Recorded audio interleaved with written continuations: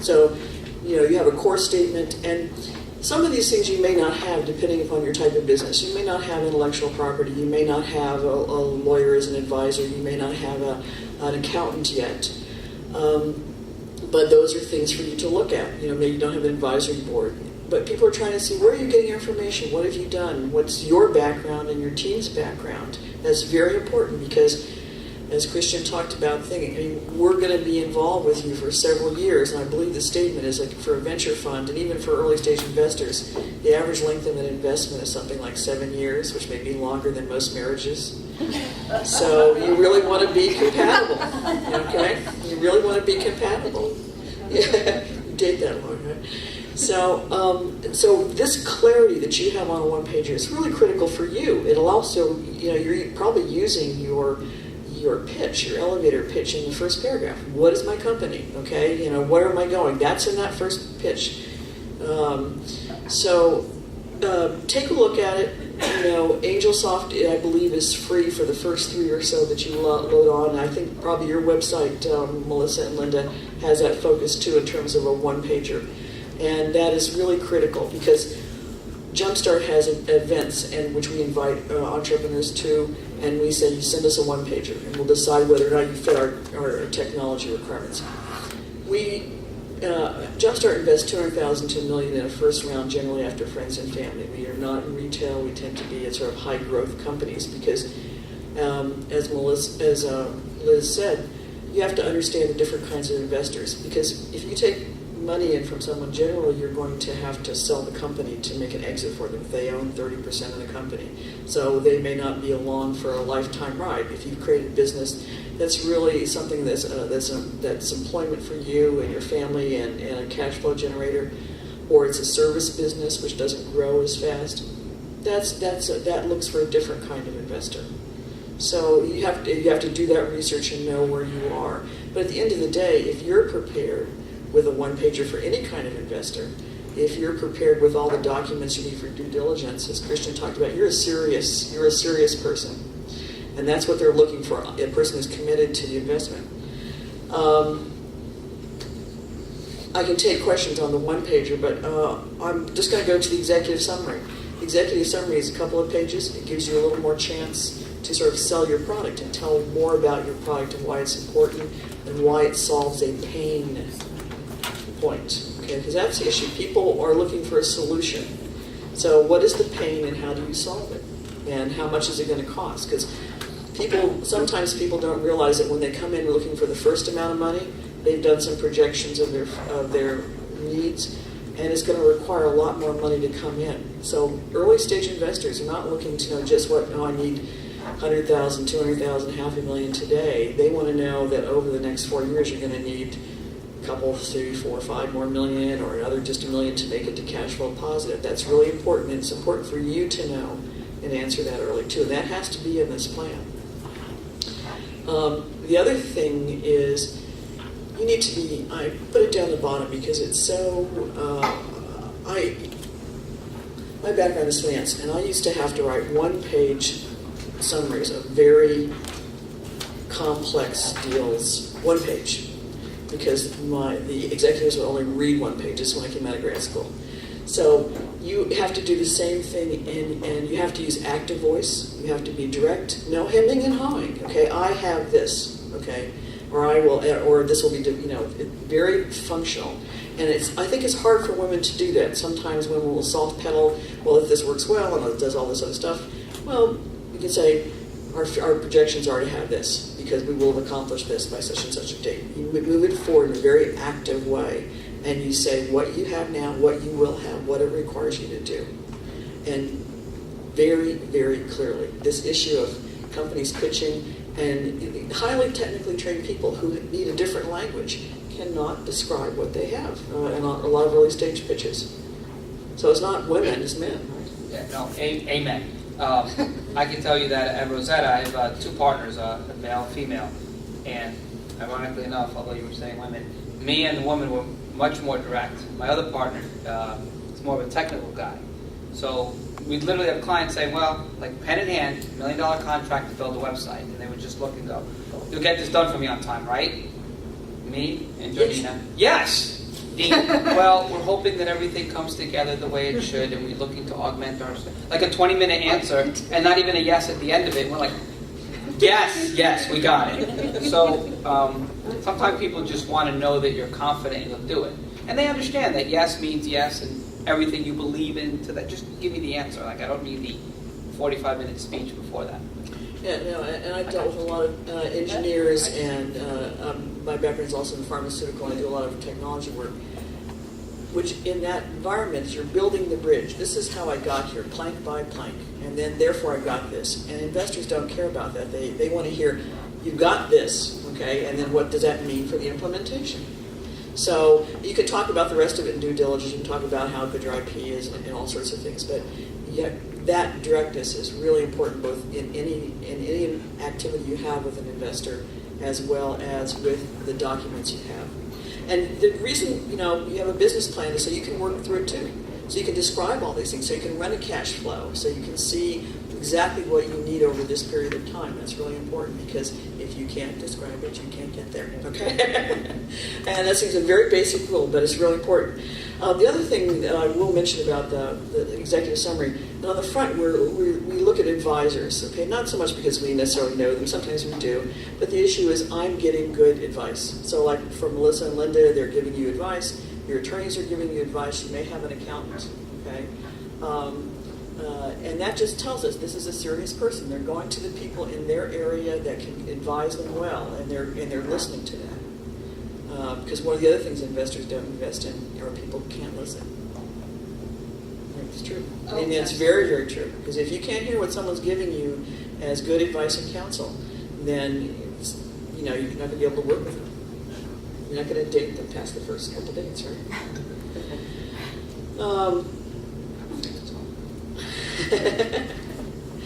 So I think this is, so you see where I'm focused on this space. So are there any kind of questions here? Are there anything that, and there's different pitches for different businesses. So I want to get a feel too from the group. Is there any questions?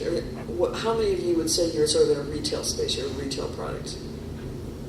Okay. Combination. I have a combination. Sort of. I want to pitch media for a concept that addresses something very specific, and I also have a product that's related to it. So I've got these two separate things that fuse together, but yet are different pitches. As an investor, I say, where's the money coming from? Where's the revenue coming from?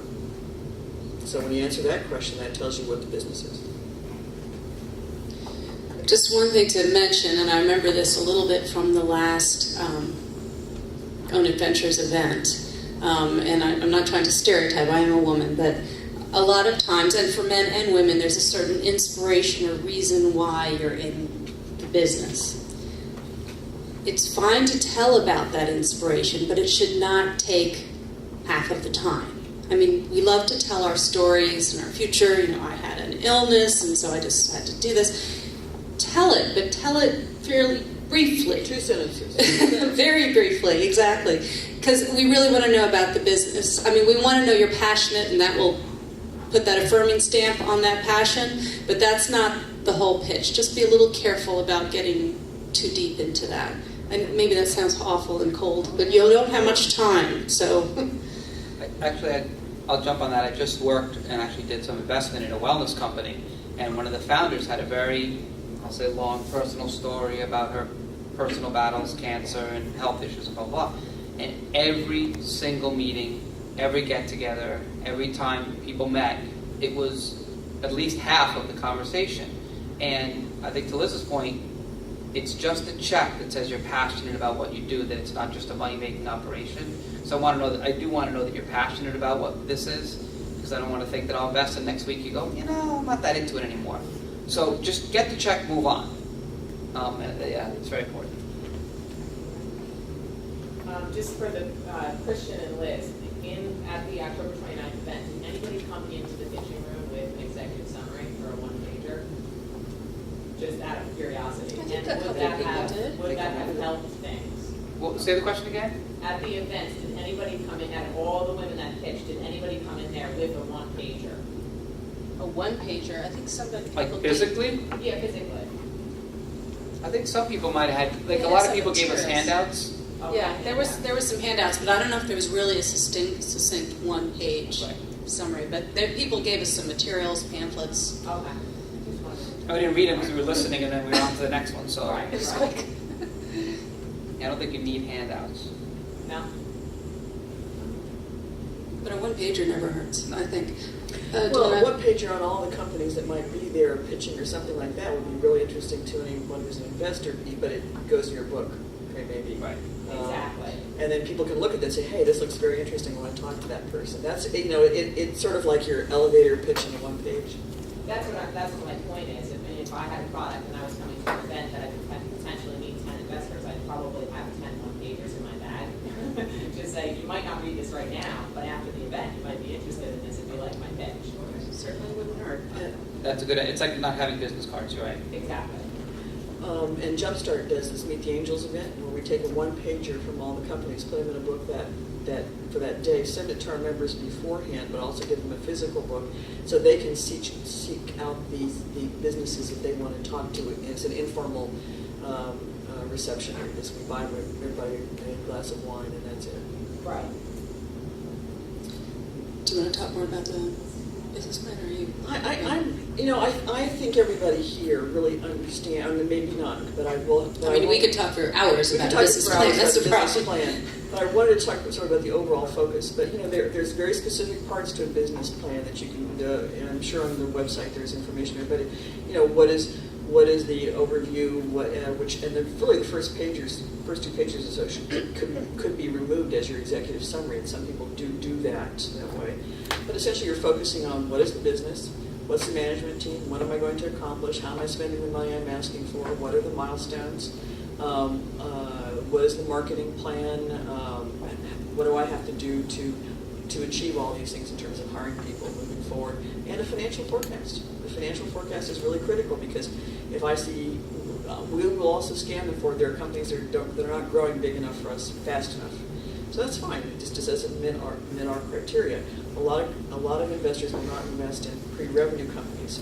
We do, but they have to be high-growth revenue companies. A lot of even the women-owned businesses will not invest in companies that don't have revenue and a certain level of revenue. Some investors require revenue. So you have to have those forecasts, and they have to be so that people look at those and screen them. So you don't want to waste your time by coming to a group that can't invest in you. And that's what some of the screening process is. We don't want to waste people's time. Also, too, if we don't have anybody who has an interest in a certain area from our investors. So if somebody's coming in a specific area we have no expertise, it's not going to go anywhere without a lead person. Which we know. I know Delaware Crossing every once in a while got a call where somebody's really frustrated because, well, none of your members know about us, but we're great. But,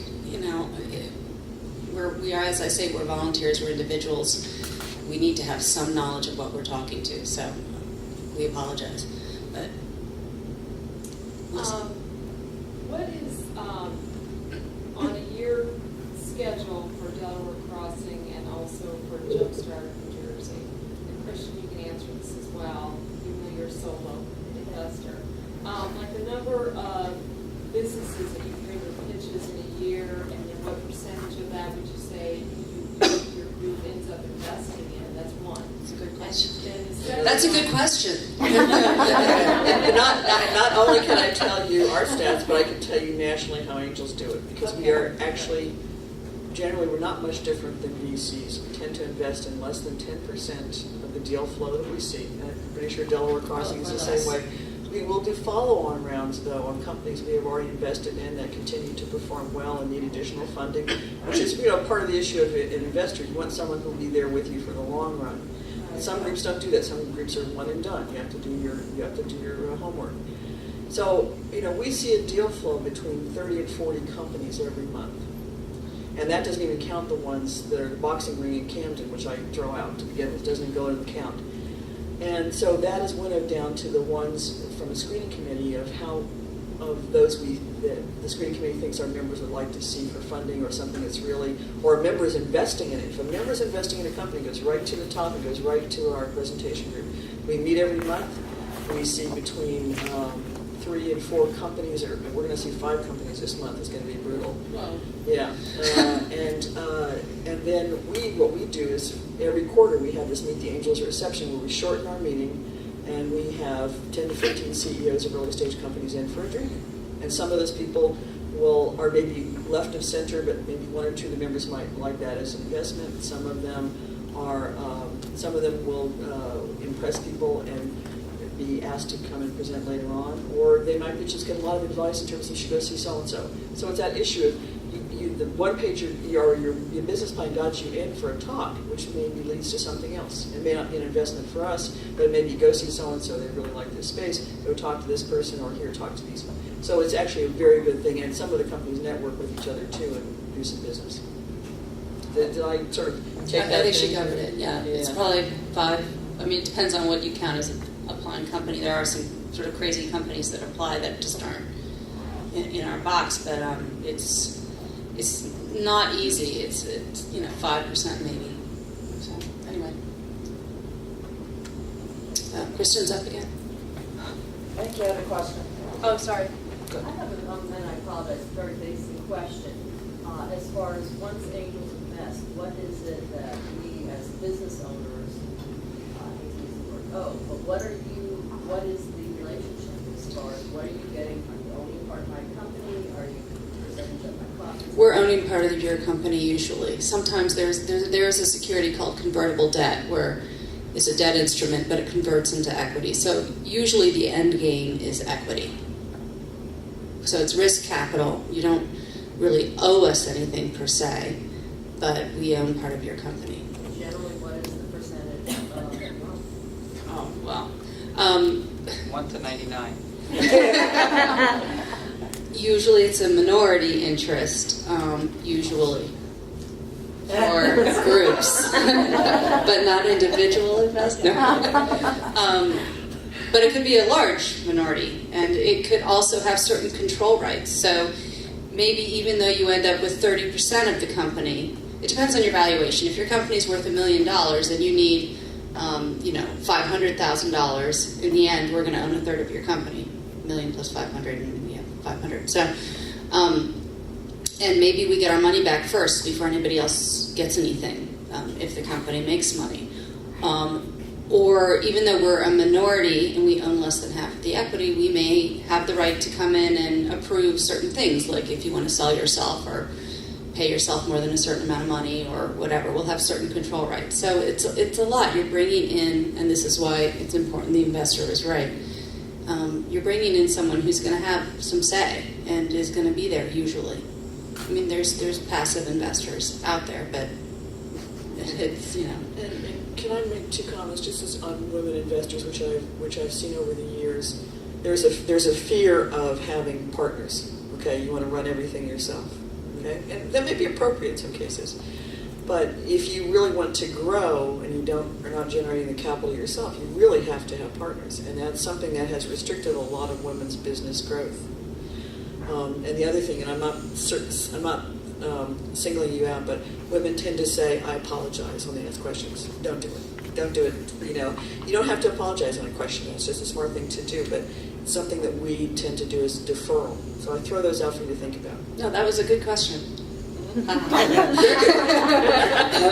I will say this. I think, I always tell people, just assume that whoever's investing or partnering with you is going to own you a little bit. And if you go that route, you'll be a little happy about it. I can tell you every business, every success I've ever had, I've had multiple partners, I've had different investors, a team of like a steering committee or a team of advisors that got equity. I'm the kind of guy that goes into everything and says, all right, how can I split this thing up, get more people into my pot, get more people pushing for me? I can tell you that I have friends that give me leads, and I have friends that give me leads that I give 2% of the leads to. Guess which ones always seem to have more leads for me? So, people tend to go to the side the bread's buttered on, or whatever term you want to use. I have no problem giving away points. It's how you give it away. It's what kind of rights they have. I always make sure that I can just leave if it gets crazy. It's sort of my mental capacity. So, okay, I'll leave. Maybe I'll even leave some stuff on the table that I can get out. To me, that's important. You might have something else that's important. But I firmly agree. Take partners, take board of advisors, take steering committees, whatever it is you need to do. at the end of the day, you're going to be much more successful than working out of the spare bedroom in your house. And not to say that won't work, but it's not as much fun either. You're right. Oh, One more question. Oh, another question, I'm sorry, for Sorry, trying just to. one more question. What's the payout time frame? If you're looking to be paid back, what's your time frame that you want to see an improvement on your investment? Well, if it's an equity investment, we always say 3 to 5 years, that there's an exit. But that doesn't, when you say payback, generally that means a sale, so that the person can get money for their funding. Some people want to take a loan out to the business. Okay, when someone paid back to me, also makes me think of it as a loan. So you have to sort of think about what is it I'm asking as an investment. Because your bank will loan you something. Some investors will loan you something, but it's much less a direct loan. I just want one thing to comment because Eric here, sorry for that spot, walk in. I think it's important to kind of steer this group of people who might need help with their business plan or putting together their executive summary in an impressive way. Can you recommend some organizations that can help women do that or people do that? I know UCEDC does a great job. Melissa and I were actually on a business planning panel. So if you have any suggestions, that would be great for any business. I have one. I was a finalist this year with Eiffel Institute for Yeah. Entrepreneurial Leadership. I was a finalist in the business planning competition, and it was a very positive experience because they gave the guidance that I needed to do. I'm sorry, I couldn't hear what organization. I was a finalist this year with Eiffel Institute for Entrepreneurial Leadership. They're based in Newark, and it was an excellent organization because it got me to do what I know I had to do, which was write my business plan. It really made me think how to grow this business, and they were there for guidance, and it was an amazing feeling to finish that business plan. And then the icing on the cake is being a finalist. If you're a finalist, you get a free year membership and monthly consulting companies. So it's very important. I will say this, I know some people at Eiffel, they're also very focused on all entrepreneurs, but they're also particularly focused on minority ownership issues. So that's something they can also help you with getting qualified as a minority business owner. I think there's some incubators throughout the state that you don't have to be in the incubator to receive some of the services. So I think that's one place with the EDA does some of that, and there's an incubator network. I also am not totally sure, but I believe that SCORE, which is the group of retired executives, will do some free consulting on and helping on business plans. So those are the only areas that I know of. And Eric is with UCEDC, Union County Economic Development Board, is that right? On these acronyms. But they help entrepreneurs and small businesses. SBDC is another resource that we've connected people with. And I don't know if you look up MBA, business courses at different universities, like I know Rutgers and Fairleigh Dickinson University, you can apply to their MBA courses, and these students will help you write a valuable business plan and work with them for a semester, and usually it's free or it's like $100 or something, so you can research that a little bit. Right, and I'm speaking at the Greater Newark Economic Development Program, which has something with Rutgers, and they have a whole series of entrepreneur programs via Rutgers and this program, so there's something else to look at too. Shall we move on? yes. Okay. I need to talk 10:30 fast, already. right? Talk fast? A little fast. A little fast. Yes. That's so hard. This panel doesn't start until 11, so. Okay. It's like I can slow it down.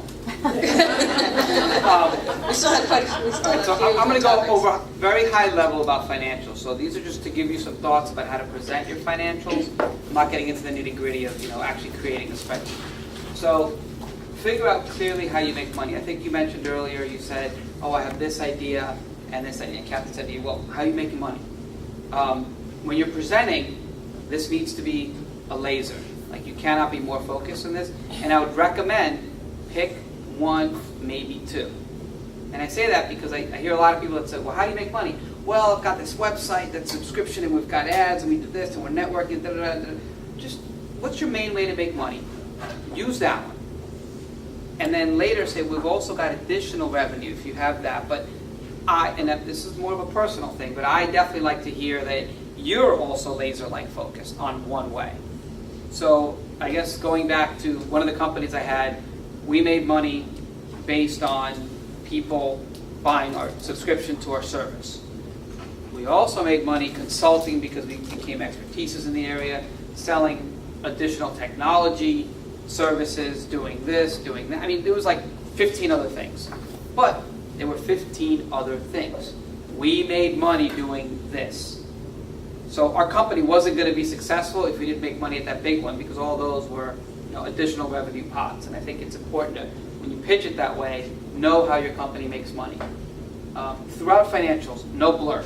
So as much of a BSer as I may be up here when I talk about that 30-second pitch and that 10-minute pitch, financials are deadly serious. If you get that wrong, I'm not in. And I'm not even dealing with you. Because I'll think now you're lying. Like, I'm all about a little BSing, a little, push it here, push it there. If you lie to me about something financial, I'm at least done. I think that's fair for most investors. That's like the telltale sign. And most investors decide how serious you are here. Now, if you're not good at finance, if you're not good at financials, work with someone that is. I mean, again, go to the websites, find the resources, go to places, find an investor buddy who maybe that's not the person you pitch to, but they help you present your financials in a good light. If they ask you, and that's kind of a little bit out of order, but if they ask you the question and you don't know, here's where you can be a little more honest. And I always say it's okay to say I don't know. At that first half-hour presentation, you probably don't want to do too many I don't knows, but when it gets into the very nitty-gritty of finance, occasionally it's all right to go, well, all right, let me think about that, or I'll get back to you with an answer. Depending on what it is, I don't say that about everything. You still want to, again, show the current model, pitch the dream. So I don't like to invest in companies that don't make money, so I'm kind of putting those out for a second. I'm not against it, but I've never done it, so outside of my own. If I can take $1 and turn it into $2, then I can take $1 million and change it into $2 million. And actually, that should be, you want to show, the word's escaping me. Economies of scale. So I can actually make $2 from $1, and I can make $3 million from $1 million, or $5 million from $1 million. That's really what you want to be pitching, and that's what you want to show on your revenue curve with your finances. And I think, I've done this in every presentation. I show my company, I show the now famous hockey stick model, and I show them how they're right where they want to be to invest in my company at the beginning of the hockey stick. But I say, if I don't get the investment, I'll be all right. I'm not going to grow as quickly. I'm going to keep moving up the ramp. And here's I don't ever want to say, if I don't get your money, I'm out of business tomorrow. Because I have a viable business. It's working. I just might be pulling in $100,000 instead of $300,000 personally, and my company will be selling, $500,000 instead of $10 million. So your money helps. It doesn't create the company. It doesn't make or break it. And I think it's very important when you're showing financials to show that. Keep going. Know your basic costs. So your cost of goods sold, your customer acquisition cost, your profit per whatever, unit, customer, whatever it's going to be, your fixed costs, your variable costs, etc. I didn't even list them all. But these are the questions you'll get, and if you say, I don't know to these, that will reflect badly. So what is your cost of each book that you're selling, whatever it is you're selling? What are your fixed costs for keeping your website up every year? What are your, they say the lights on costs. What is your cost of acquiring a customer? Now this is important because I know a lot of people do sort of subscription sites and things like that, and where people sign up for things. Well, it's free. I just put the website up there and people sign up. Well, how many signups have you had? 2. Well, okay, now you've got to start spending money in advertising. You have to go to events. You've got to do things. You've got to charge up your subscriber base. What's the cost of that? And then from that, you can work backwards to see what's the cost of each additional customer. And if the cost of each customer is $1,000 and each customer gives you $500, not a great model. Unless you can show me that that's going to change very quickly. And that's quite possible. So it is quite possible to convince me that currently my cost of goods is $10 and I'm selling them for $8. So I'm losing money. But Very soon, my cost of customer is going to go to 5, and I'll be selling for 18.